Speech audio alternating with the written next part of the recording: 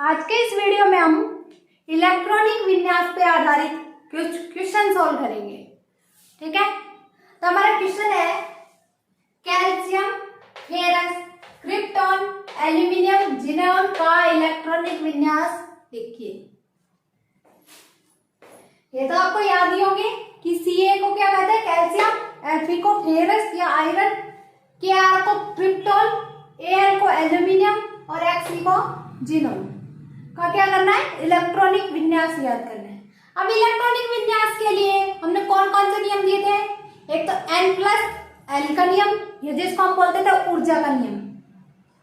ठीक है, और दूसरा नियम दिया था वुंड का नियम या बहुलता का नियम।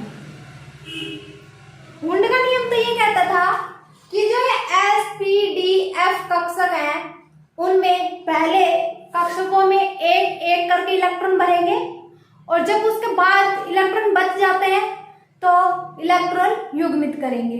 Okay, clear. और N+L का नियम या ऊर्जा का नियम क्या था कि जिसका N+L का मान अधिक होगा उस कक्षक का ऊर्जा का मान अधिक होगा और उसी में इलेक्ट्रॉन बाद में जाएगा। जिस कक्षक की ऊर्जा कम होगी उसमें इलेक्ट्रॉन पहले जाएगा। क्लियर।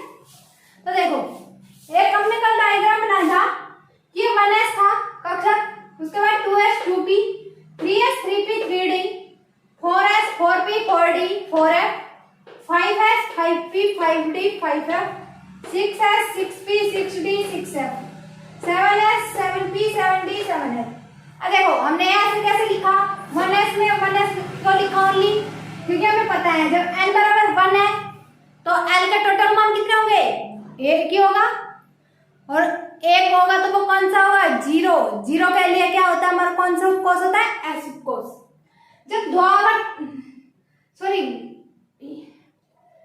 n नंबर 2 है या कोष नंबर 2 है तो उसके लिए उपकोष कितने होंगे, 2 ही होंगे टोटल, तो 2s और 2p हो गए।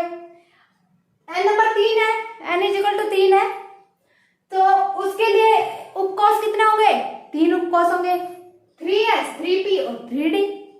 4 है, n = तो उसके लिए 4 कक्षक हो जाएंगे, 4 उपकोष हो जाएंगे। 4 उपकोष कौन से होंगे, 4s 4p 4d और 4f। तो ऐसे ही सीरीज में चलती है। ठीक है, तो अब देखो पहले इसकी ऊर्जा सबसे कम होगी, उसके बाद ऐसे चलेंगे, उसके बाद चले ऐसे इस पे आएंगे। ठीक है, ये क्या हमारा 2s। ओके, इसके बाद इधर वापस जाएंगे तो इसके बाद आएंगे 2p पे, फिर 3s पे, फिर इसके बाद इधर जाएंगे, आएंगे किस पे, 3p पे, 4s पे, इसके बाद 3d पे आएंगे, 4p पे, 5s पे, 5s के बाद आएंगे 4d पे, 5p और 6s, इसके बाद आएगा 4f, 5d, 6p, 7। ऐसे ही ऊर्जा का क्रम बढ़ता हुआ है, मतलब नीचे की ओर चलते हैं तो हम कक्षकों का ऊर्जा क्रम बढ़ता है। ठीक है, तो स्थायित्व तो घटेगा, ऊर्जा क्रम बढ़ेगा तो सबसे पहले इलेक्ट्रॉन किस में जाएगा, क्योंकि यह सबसे अधिक स्थायी है, 1s में सबसे पहले जाएगा, उसके बाद किस में जाएगा, इसकी ऊर्जा इससे अधिक है लेकिन इन सबसे तो कम है ना, तो उसके बाद क्या आएगा, 2s में जाएगा, फिर उसके बाद किस में जाएगा, 2p में, फिर जाएगा 3s में, फिर जाएगा 3p में, फिर 4s में, फिर जाएगा 3d में, 4p में, 5s में, फिर उसके बाद जाएगा 4d में, उसके बाद जाएगा 5p में, 6s में। ऐसे क्रम चलता रहेगा। तो देखो हम एक एक करके इलेक्ट्रॉनिक विन्यास ज्ञात करते हैं। सबसे पहले आता है हमारा कैल्शियम, Ca। हमें पता है इसका एटॉमिक नंबर क्या होता है, एटॉमिक नंबर क्या होता है, 20। एटॉमिक नंबर 20 होगा तो नॉर्मल स्टेट में इसका इलेक्ट्रॉन की संख्या भी 20 ही होगी। तो देखो 20 इलेक्ट्रॉन कैसे दर्शाएंगे, ये 1s 2 में जाएगा, सबसे पहले 2 इलेक्ट्रॉन, हम पता है 6, डी में अधिकतम जाएंगे 10 और एफ में जा सकता है अधिकतम 14। ठीक है, तो सबसे पहले आएगा हमारा 1s2, उसके बाद आएगा 2s2, 2s2 के बाद क्या आएगा यहाँ पे पहले 2p6, 2p के बाद 3s, तो 3s में 2, उसके बाद जाएगा 3p में 6, उसके बाद आएगा 4s में जाएंगे 2। और देखो टोटल काउंट करके देखो, ये 2 इलेक्ट्रॉन हो गए, ये 2 और ये 6, कितने हो गए 10 हो गए। इसके बाद ये 2, ये 6 और ये 2, टोटल 10 ही हो गए। कितने इलेक्ट्रॉन थे हमारे, 10 ही इलेक्ट्रॉन थे, सॉरी 20 इलेक्ट्रॉन थे, तो 20 इलेक्ट्रॉन हो गए इलेक्ट्रॉनिक विन्यास। तो कैल्शियम का इलेक्ट्रॉनिक विन्यास क्या हुआ, 1s2, 2s2, 2p6, 3s2, 3p6, 4s2। अब इसके बाद देखो यहाँ पे प्लस कर लीजिए, ठीक है, Fe+। अब दूसरा हमारा आता है Fe+। अब ये प्लस का मतलब क्या है, प्लस लिख लीजिए या +1 लिख लीजिए, बात एक ही है। ठीक है, एक को अगर हम लिखें तो भी वही बात है, ना लिखें तो भी कुछ फर्क नहीं पड़ता। अब Fe का तो होता है 26, ठीक है, Fe का 26 एटॉमिक नंबर होता है। अब इसमें इलेक्ट्रॉन कितने बचे, अब नॉर्मल स्टेट में होता तब 2 फेरस के इलेक्ट्रॉन कितने होते हैं 26, लेकिन इस पे क्या चार्ज है, +1 का चार्ज है। अब +1 का चार्ज कब आता है, जब ये अपना एक इलेक्ट्रॉन किसी दूसरे को दे देता है, मतलब कोई दूसरा एटम इससे एक इलेक्ट्रॉन खींच लेता है, तो इस पे एक इलेक्ट्रॉन की कमी हो गई। तो इलेक्ट्रॉन कितने बचे यहाँ पे, टोटल इलेक्ट्रॉन कितने बचे हैं 26 -1 = 25 इलेक्ट्रॉन। ओके, 25 इलेक्ट्रॉन बचे। अभी 25 इलेक्ट्रॉन को देखो कैसे लिख सकते हैं, इसका इलेक्ट्रॉनिक विन्यास कैसे लिख सकते हैं, यहां से लिखना स्टार्ट कीजिए, 1s2, उसके बाद 2s2, 2p6, 3s2, 3p6, 4s2, यहां तक हो गया। उसके बाद क्या आएगा 3d। देखिए यहां तक हमारे 20 हो गए, और इसमें लिखने कितने हैं 25 इलेक्ट्रॉन, तो डी में अधिकतम कितने आ सकते हैं 10, बचे कितने 20 तो ये हो गए, और इसमें है टोटल 25, 25 में से 20 गए तो 5 बचे, तो 3d में आ जाएंगे 5 इलेक्ट्रॉन। अब इसका Fe+ का इलेक्ट्रॉनिक विन्यास होगा हमारा 1s2, 2s2, 2p6, 3s2, 3p6, 4s2, 3d5। Okay, देखो अगला क्या हमारा, क्या क्रिप्टॉन। थर्ड नंबर पे आता है हमारा क्रिप्टॉन। अब क्रिप्टॉन का एटॉमिक नंबर क्या होता है 36। अब इसका इलेक्ट्रॉनिक विन्यास देखिए, इसके हिसाब से देखिए 1s2, 2s2, 2p6, 3s2, 3p6, 4s2। इधर तक कितने इलेक्ट्रॉन हो गए 20 इलेक्ट्रॉन, क्योंकि ऊपर भी 20 इलेक्ट्रॉन थे। उसके बाद आएगा हमारा 3d, 3d में आएंगे अधिकतम 10 इलेक्ट्रॉन, टोटल कितने इलेक्ट्रॉन हो गए 30 इलेक्ट्रॉन। उसके बाद किसमें आएगा 4p में, p में अधिकतम कितने बढ़ सकते हैं 6 इलेक्ट्रॉन, और इसके टोटल कितने बचे 30 इलेक्ट्रॉन, तो यहां तक हो गए, भरने कितने 36, तो 36 में 30 गए तो कितने बचे 6 बचे, और p में 6 अधिकतम भर सकते हैं, तो 4p में 6। ये इलेक्ट्रॉनिक विन्यास इसका हो गया 1s2, 2s2, 2p6, 3s2, 3p6, 4s2, 3d10 और 4p6।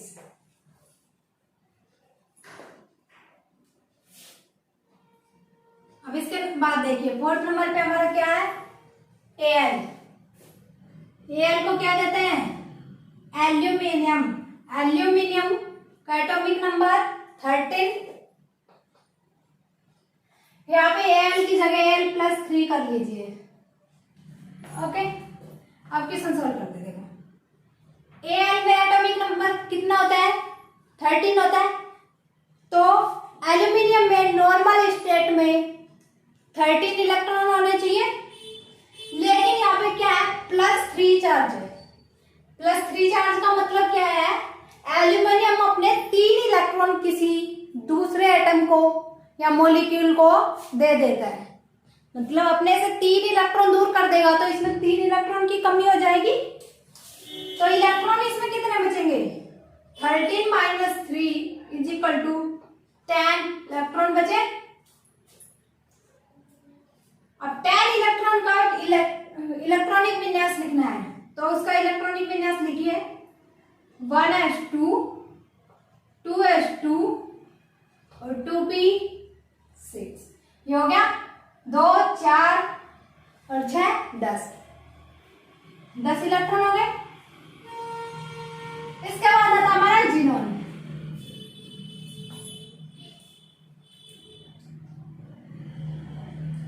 Xe।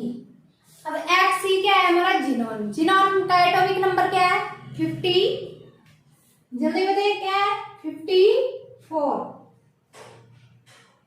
अब देखो इसका इलेक्ट्रॉनिक विन्यास लिखो 1s2 2s2 2p6। देखो 36 है, यहां तक तो लिख दें, इसके बाद हम वो देख लेंगे 2p6 3s2 3p6 4s2 3d10 4p6। यहां तक हो गया हमारा 36 इलेक्ट्रॉन। ठीक है, 36 के बाद कितने बचे, 54 में से कितने बचे, 18 इलेक्ट्रॉन और बचे। अब देखो 4p6 हो गया। इसके बाद क्या आएगा, 5s2। उसके बाद आएगा 4d। तो 4d में आ जाएंगे हमारे 10 इलेक्ट्रॉन, 4d हो गया 10। उसके बाद क्या आएगा, 5p6। ये 18 इलेक्ट्रॉन और जोड़ दिए। अब देखिए टोटल कितने हो गए, 2 4 और 6 10 इलेक्ट्रॉन ये हो गए, 2 6 और 2 ये कितने हो गए, 10 इलेक्ट्रॉन हो गए, ये हो गए 10। तो 10 10 और 10 23। 30 के बाद ये 6 और 2 8 8 और 10 18 18 और 6 24। तो ये कितना होगा इलेक्ट्रॉन, 54। तो जीनोन का इलेक्ट्रॉनिक विन्यास 1s2 2s2 2p6 3s2 3p6 4s2 3d10 4p6 5s2 4d10 5p6। इसको देखो ऐसे भी लिख सकते हैं, या फिर जो 1 1 के हैं वो एक जगह लिख लीजिए। 1 का और कोई है कक्षक नहीं है। अब 2s के कौन कौन सी कक्षक है, 2s2 और 2p6। अब 3 के देखिए, 3 के 3s2 3p6 और 3 का d10 हो गया। उसके बाद कोई नहीं है 3 का। उसके बाद 4 का देखिए, 4s2 4p6 और 4d10। उसके बाद आएगा 5s2 और 5p6। इसको ऐसे भी लिख सकते हैं और ऐसे भी लिख सकते हैं, लेकिन इलेक्ट्रॉन का क्रम भरने का यही रहेगा। ठीक है, कि सबसे पहले 1s में जाएगा और ऐसे बढ़ता, फिर उसके बाद 2s में, फिर 2p में, फिर ये हमारा क्वेश्चन सोल्व हो गया। देखो उससे अगला क्वेश्चन है हमारा, p के 13वें इलेक्ट्रॉन के लिए सभी क्वांटम संख्याएं ज्ञात करो। ठीक है, p का कौन सा इलेक्ट्रॉन, 13वां इलेक्ट्रॉन। P क्या है यहाँ पे हमारा फास्फोरस, जिसका एटॉमिक नंबर है 15। तो P का एटॉमिक नंबर है 15। देखो पहले क्वांटम संख्या ज्ञात करने के लिए क्या करना पड़ेगा, क्योंकि 13वें इलेक्ट्रॉन की पूछ रहा है, ठीक है। तो इससे पहले हमें इलेक्ट्रॉनिक विन्यास लिखना पड़ेगा, तभी तो हमें पता लगेगा कि ये कौन से क्वांटम में है, मतलब कौन से मुख्य क्वांटम संख्या में है या फिर कौन से कोष उपकोष में है, ठीक है। तो इसका सबसे पहले इलेक्ट्रॉनिक विन्यास लिखते हैं, उसके हिसाब से इलेक्ट्रॉनिक विन्यास लिखिए 1s2 2s2 2p6 3s2 और 3p3। देखो 2 2 4 4 6 10 10 2 12 12 3 15 हो गए टोटल 15 इलेक्ट्रॉन थे। अब देखो कौन से के लिए पूछ रहा है, 13वें। यहाँ तक तो कितना हुआ है, 12 पर 13वें इसी में आएगा। तो देखो पी कक्षक बनाओ,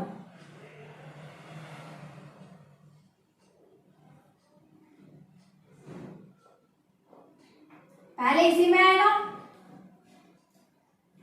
फिर एक इसमें, फिर एक इसमें। ये कौन सा हो गया, 13वां, ये 14वां और ये 15वां इलेक्ट्रॉन हो गया। अब इसके लिए चारों क्वांटम संख्याएं ज्ञात करनी है, ठीक है।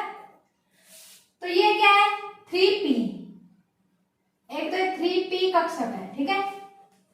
अब 3p का मतलब तो n का मान यहाँ पे क्या आ गया, 3। तो यहां से n मतलब मुख्य क्वांटम संख्या का मान आ गया 3, यहां से लिख दीजिए, क्योंकि 3p कक्षक में ही तो है, तो 3 इसका n का मान है। अब उपकोष कौन सा होगा, ये इसके पीछे जो sp,d,f है वो किसको दर्शाता है, उपकोष को। अब p उपकोष है, p उपकोष के लिए l का मान कितना होगा, जल्दी बताइए, हम पीछे पढ़ चुके हैं। p उपकोष के लिए l का मान 1, 0 पे s, 1 पे p, 2 पे d और 3 पे f। तो ये l का मान 1 हो गया। उसके बाद आता है हमारा m। अब m का मान यहाँ पे क्या है, ये देखिए, ये -1 था या फिर इसको बोल रहे थे हम +1, ये वाला 0 और ये या तो +1 था, ये -1 था, 1 था, ठीक है। तो ये -1 ले लो या +1 ले लो, तो m का मान क्या हो गया, -1 लिख लीजिए, ओके, या +1 भी लिख सकते हैं। उसके बाद s का मान देखिए, s का मान क्या आएगा यहाँ पे, या तो प्लस का 1/2 आएगा या माइनस का 1/2 आएगा, क्योंकि यही तो था, इसमें सिंगल है तो प्लस का 1/2 आएगा, माइनस का 1/2 आएगा। अगर इसमें 2 इलेक्ट्रॉन होते तो 0 हो जाता, क्योंकि आपस में कैंसिल हो जाते। अब इसमें एक इलेक्ट्रॉन है और वो इलेक्ट्रॉन भी कौन सा है, या तो +1/2 या -1/2। तो इसका हम ले लीजिए, या तो -1/2 या क्या होता है, प्लस का 1/2, एक मान होता है, ओके।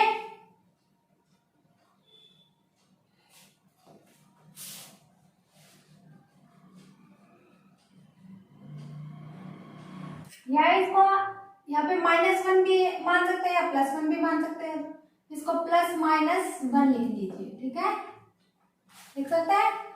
तो n का मान 3, l का मान 1, m = +-1, मतलब प्लस का भी हो सकता है 1 और माइनस का भी हो सकता है, कोई फिक्स नहीं। और s का भी, माइनस का भी 1/2 हो सकता है या प्लस का भी 1/2 हो सकता है, ये भी कोई फिक्स नहीं है, तो इसको भी +-1/2 लिख सकते हैं, ओके, क्लियर हो गया। देखो उसके बाद आता है अगला क्वेश्चन हमारा, k के 17वें इलेक्ट्रॉन के लिए क्वांटम संख्या है। k क्या है यहाँ पे हमारा, पोटेशियम, और पोटेशियम का एटॉमिक नंबर क्या होता है, जल्दी बताइए क्या होता है? 19। ओके, अब उसके लिए भी पहले इलेक्ट्रॉनिक विन्यास ही देखना पड़ेगा हमें।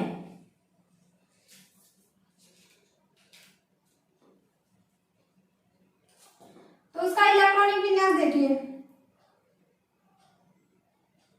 1s2 2s2 2p6 3s2 3p6 4s। कितना हो गया यहाँ पे तक? 10 2 12 12 6 18 रे 4s 1। ओके, 19 हो गए पूरे। तो देखो 10 तक तो यहाँ पे हो गए, इसमें हो गए 11 और 12, 11 12 इसमें हो गए, और 13 से लेके 18 तक इलेक्ट्रॉन होगा इसमें, और 19वां इलेक्ट्रॉन इसमें। अब 13 से 18 इलेक्ट्रॉन है, तो हम 17वें इलेक्ट्रॉन के लिए किसको देखेंगे? इसी को तो देखेंगे, 3p6 को। अब देखो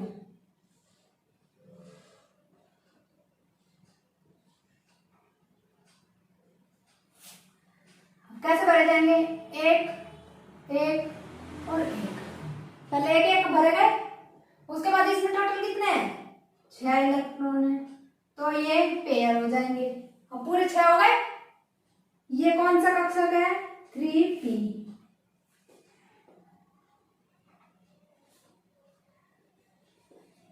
देखो 17वां इलेक्ट्रॉन कौन सा होगा? पहला ये, मतलब 13वां ये, 14वां ये और 15वां ये, 16वां ये और 17वां ये, तो ये वाला इलेक्ट्रॉन होगा 17वां इलेक्ट्रॉन। ठीक है, तो 17वें इलेक्ट्रॉन के लिए क्वांटम संख्या है,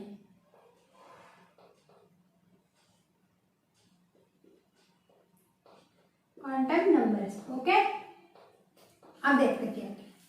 तो यहाँ पे 3p है, तो ये 3 किसको दर्शाता है? n के मान को, मतलब मुख्य क्वांटम संख्या को। तो n = 3 हो गया। p यहाँ पे किसको दर्शाता है? cos को, तो l का मान क्या हो गया? 1। ओके, अब देखो ये या तो +-1 था, ये 0 था, ये +-1 था, ये माइनस प्लस मान लो, सॉरी, अगर ये प्लस माइनस है तो ये माइनस प्लस हो जाएगा, 1 हो गया। अब इसके लिए देखो m का मान क्या था 17वें इलेक्ट्रॉन के लिए? यहाँ पे क्या आएगा? 0। तो m = 0। अब 17वें इलेक्ट्रॉन के लिए पूछ रहा है s का मान, तो s का मान क्या होगा? +-1/2, क्योंकि यहाँ तो प्लस का 1/2 होगा। अगर इसका प्लस का 1/2 मान ले तो इसका माइनस का 1/2 होगा, अगर इसका माइनस का 1/2 है तो इसका +1 का 1/2 हो जाएगा। तो क्या लिख देंगे? s = +-1/2। हो गया क्लियर? इस तरीके से हम क्वांटम संख्या भी निकाल सकते हैं, और क्वांटम संख्या निकालने के लिए पहले क्या निकालना पड़ेगा हमें? इलेक्ट्रॉनिक विन्यास। क्लियर हो गया? इसके साथ ही हमारा क्वांटम नंबर कंप्लीट हुआ।